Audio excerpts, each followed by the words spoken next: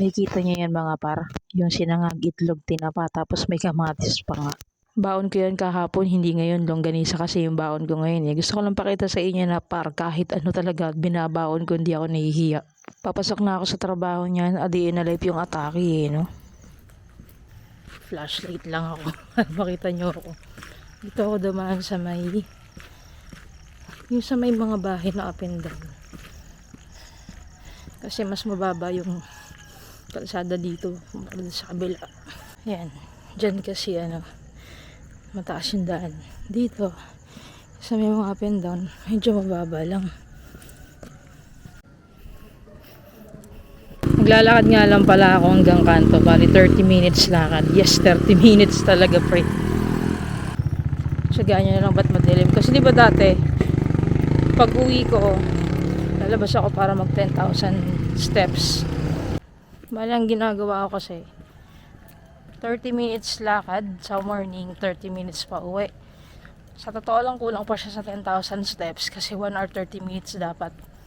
Pero pwede na rin at least, di ba? Kasi kung sasakay ako, tricycle, 80 pesos, 70 to 80 pesos. Hanggang dun sa pinag-aabangan ko ng service namin na van. Imagine, kung balikan yon 140 to 160, pero pa yung pamasahe namin sa van, magkano na yung sahod natin per day sa factory dito sa Pilipinas, di ba? Ay! Paganto-ganto na lang muna tayo kasi nga medyo busy tayo. Hindi pa tayo makapagluto ulit.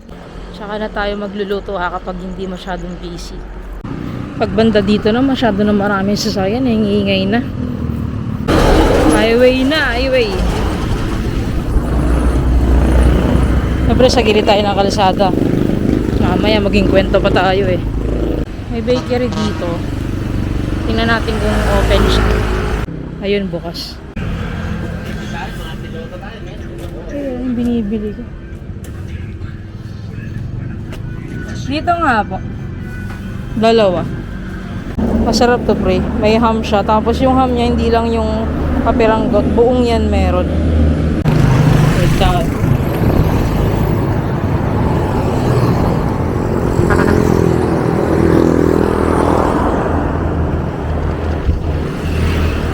Mahirap tumawid dito eh.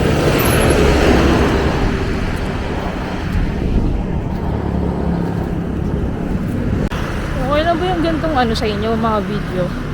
Comment kayo kung okay lang sa inyo. Kasi minsan talaga hindi ko kayang luto tas kain.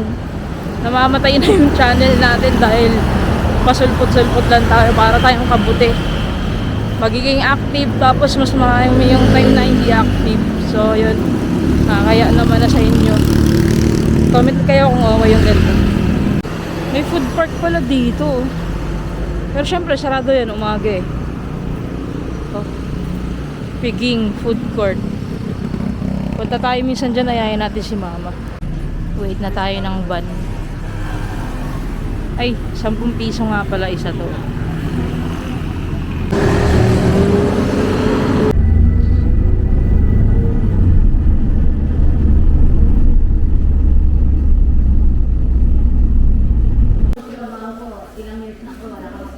Kirat lang.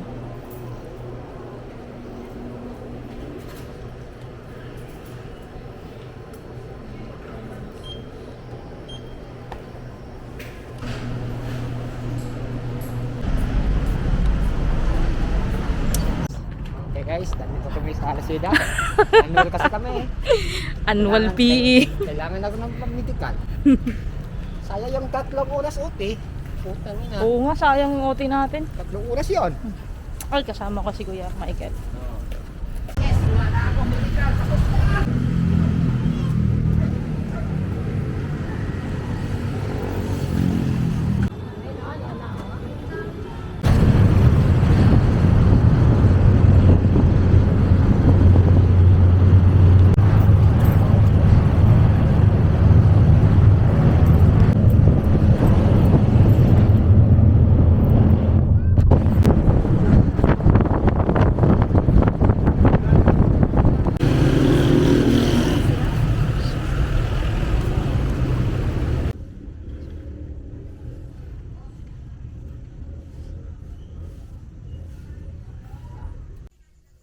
kita dito sa Pure Gold. Ayan. Family's brand na Hot Sambo Express. With gata daw siya.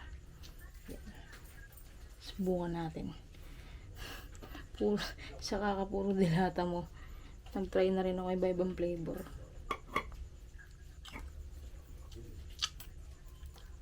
Kakasawa na kasi yung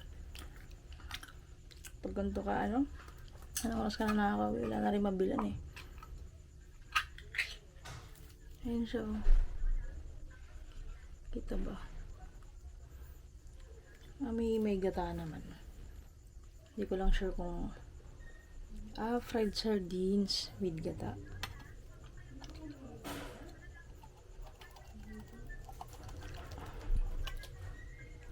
Oops.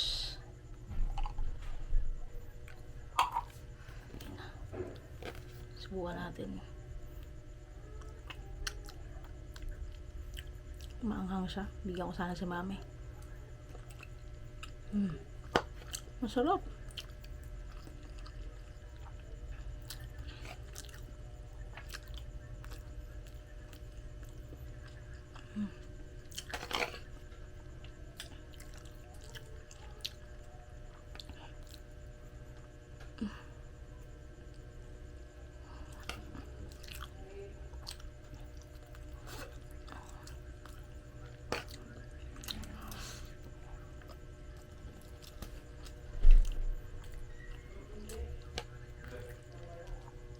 You added to favorite. Sarap niya. Ano dito? Family's brand. Masarap pala yung brand na to, no? Yan lang tayo.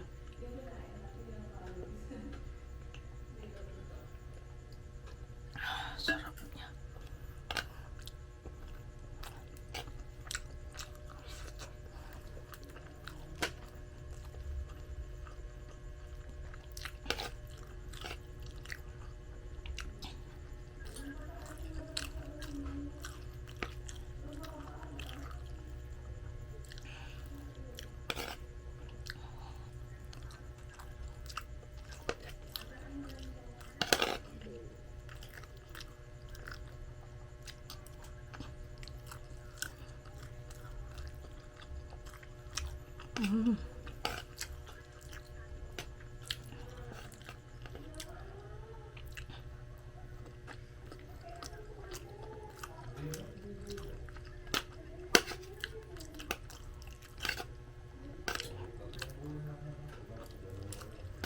Maanghang na ako dyan na.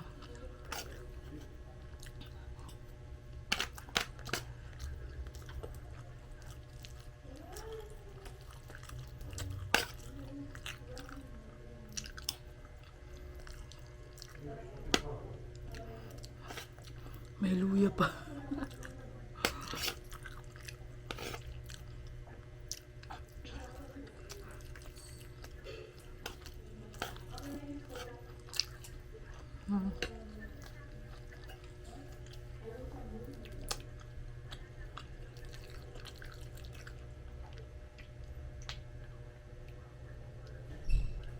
Kuhanin na natin yung last.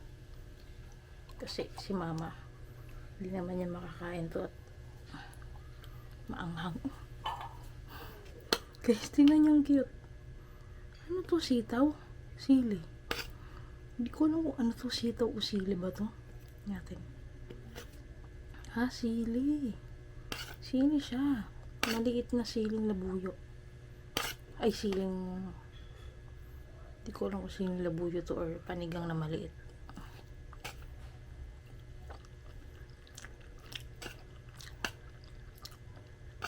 Anghang.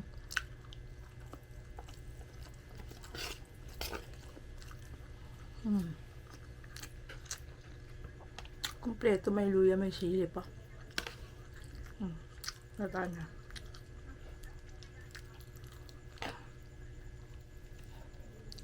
Siguro kung iinitin nyo to, huwag nyo lang i-direct ang ilagay sa pan. Ilagay nyo sa mangkok, tapos i-microwave nyo, i-air fry nyo. Pwede naman maginis sa air fryer, diba?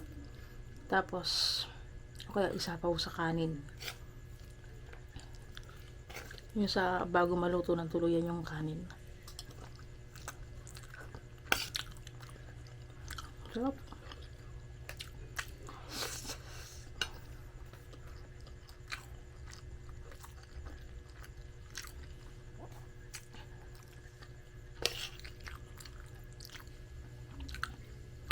Yung pagkagata niya creamy.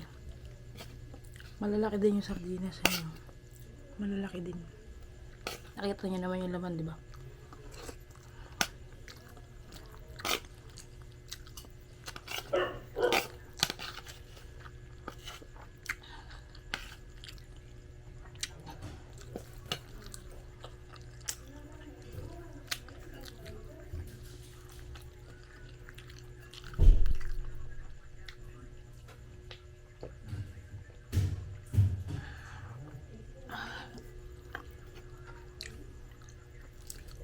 Yung bago akong paborito.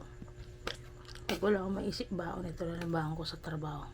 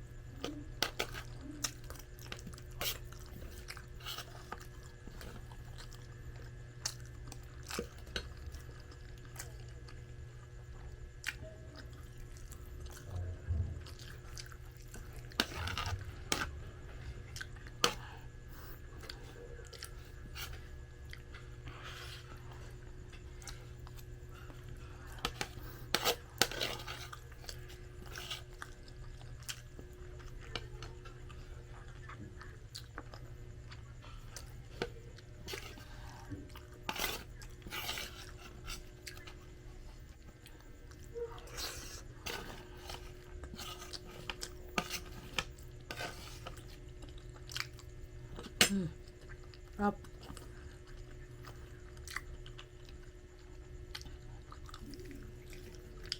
Creamy ng gata eh.